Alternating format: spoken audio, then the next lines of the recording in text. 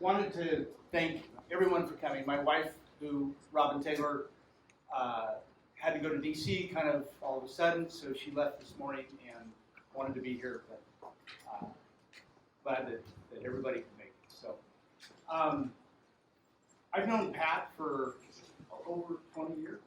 So before he was a planning commissioner in Elk Grove, and I followed his success and hard work in Elk Grove, where he was, I think, a big advocate of how Elk Grove developed into really a first-class city. A lot of you have had projects down there, have owned land, have businesses down there, and I know why you're here, because that's the kind of guy he is. And you know, he continued on in the city council and has served his time for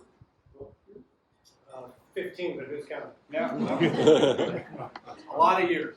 And you know, you think about the amount of time and effort to do these jobs, whether it's Roberta or Susan or all of you that are here tonight that have done such a fine job representing all of us. It's just a really difficult job and takes a huge amount of time, and I can't thank everybody enough that puts themselves out there to do this work. And you know, Pat has done it. He's got the experience. He's the guy that I think is best positioned to follow in a really critical seat for Sacramento County. So I want to introduce Pat Hume. Hopefully the next, I guess you're not supposed to say it, the next Sacramento County Supervisor for District 5.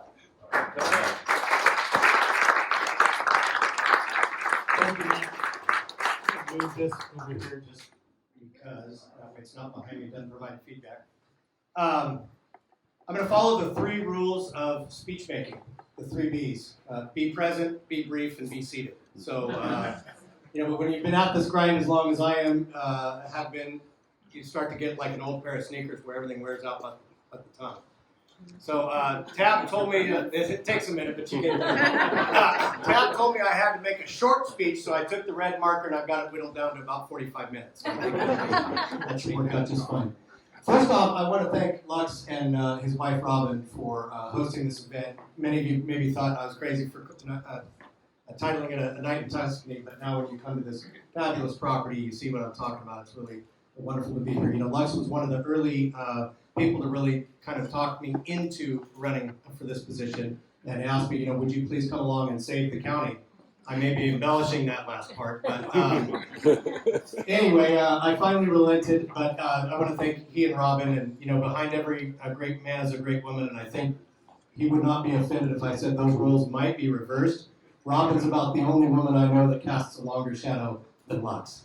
She is a pretty amazing person, and they've been traveling the world. She's a U.S. attorney, was an attaché, a special on loan for the State Department, and they went to Kenya. And so I think Lux maybe probably stood out a little bit. And then they were in Indonesia, and so if you were Holger's height, you could definitely spot him in a crowd fairly easily. And then they were in Germany, and so the locals couldn't figure out why he couldn't give them directions on where they needed to go. So thank you, Lux, for having me. I want to recognize some elected officials and former elected officials that are here or were here. Stephanie Nguyen, a colleague of mine on the city council, had to leave, but she was here, and I really appreciate her support. Brian Cooley, school board member, is here. There he is in the back. Thank you, Brian. Obviously, you just heard from Roberta McGlashan, and then also the former representative for this area and a woman who was a great confidant and counsel to me, Susan Peters, is standing right over here as well.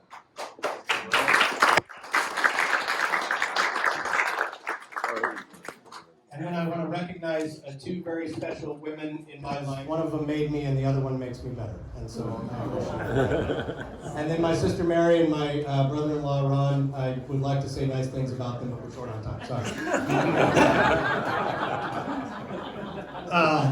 As many of you know, I do not take entering this race lightly, and in fact, I was against it before I was for it, which sounds like a very political thing to say, but The truth is that I told people when they started asking me, even before the previous election had concluded, which some of you might remember that was a pretty contentious election, if I was going to be running in 2022, and I thought, you people are sick. You need to let the world come up for air a little bit, you know. But I said two things need to happen. One, Rich Desmond needs to get elected.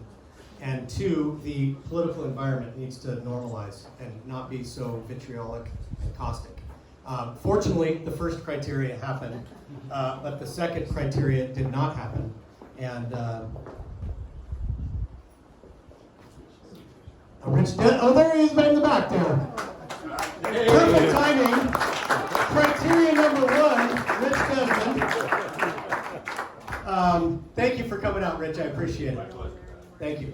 I totally lost my place. I'm going to have to start over at the beginning. So anyway, so I did not take this lightly. And criteria number one was Rich winning. The second criteria was the political environment normalizing, which has not happened. In fact, I think up to and including the events of January 6th, it's gotten even crazier. And so I said, well, that's it. I'm out. I'm going to go do something else with my life. And I projected a lot of that onto my wife Lisa, thinking it was coming from her, when really it was something that I had just attributed to her as a reason to not do it because it didn't sound like fun. It sounded like a lot of work. However, when I was in my master's coursework, I was tasked with writing a personal mission statement.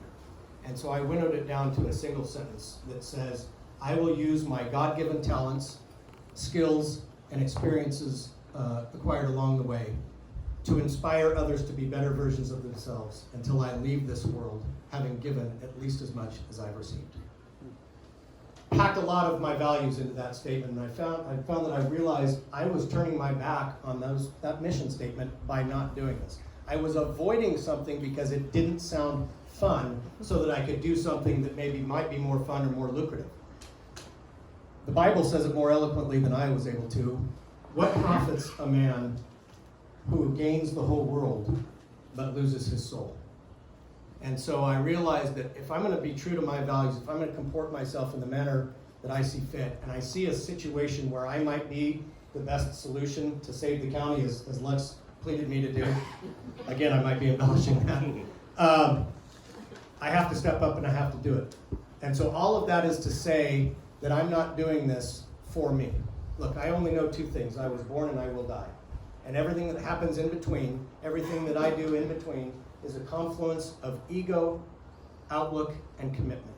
And so I hope that by sharing that mission statement with you and by taking the decision to do this so seriously, you see that my ego is healthy, but it's in check. My outlook is positive, and my commitment is strong. And so I say all of this to say that I'm not doing this for me. I'm doing it for you and for the other 1.6 million residents of Sacramento County. Because I think this is an existential election for the direction of the county. Criteria number one is standing back there. Criteria number two could be standing right here, which could set the trajectory for the county for the next 10 to 15 years. We have two choices. We either put on the blinker and take a hard left and turn the asylum over to the lunatics, or we start to have reasoned people on the dais who can deliberate in an open and honest, transparent fashion and try and do things for the right reasons. And that's critically important. And so I will say this, if you want someone who is going to continue to denigrate the men and women who suit up to protect our communities while they exalt those who wreak havoc and break the laws, I'm not your guy. If you want someone who's going to continue to throw money at homeless problems, thinking that it's just, if we could just get them into a bed, it will be solved, rather than taking compassionate but meaningful solutions to address the root reasons of why that lifestyle seems acceptable, if you'd rather see that, I'm not your guy.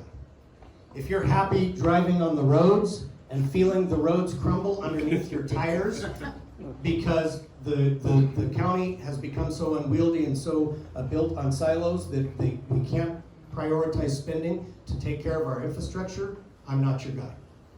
But if you do want somebody that can be up there with Rich and Sue and Patrick and even Phil, and hopefully govern in a way that does it for the best a possible manner for our residents, then I am that guy.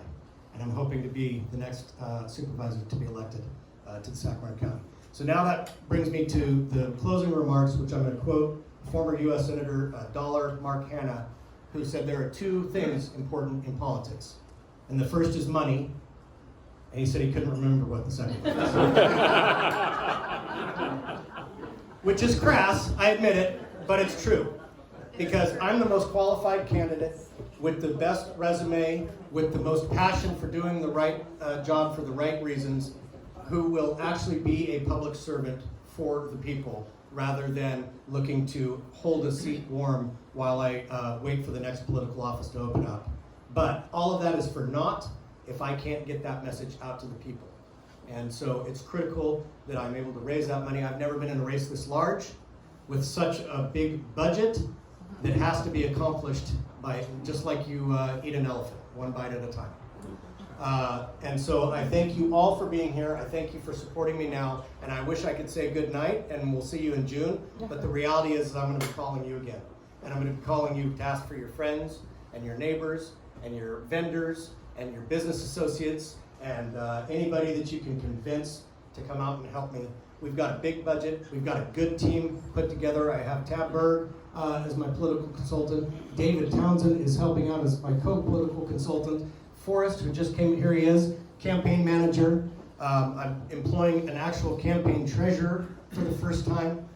So we've got a real team put together that requires a real budget, and we're going to get our real message out to the real people so that we are successful, hopefully by June. Because if not by June, that means I'm going to be calling you again. So that's the reality of the situation. I don't want to take up any more time because you guys are having such a great evening visiting. And again, I want to thank our fabulous hosts. I want to thank all of you for coming out. Please stick around, enjoy the food, enjoy the drink, enjoy each other. Isn't it great to be back out at an event again? Yeah. Yes.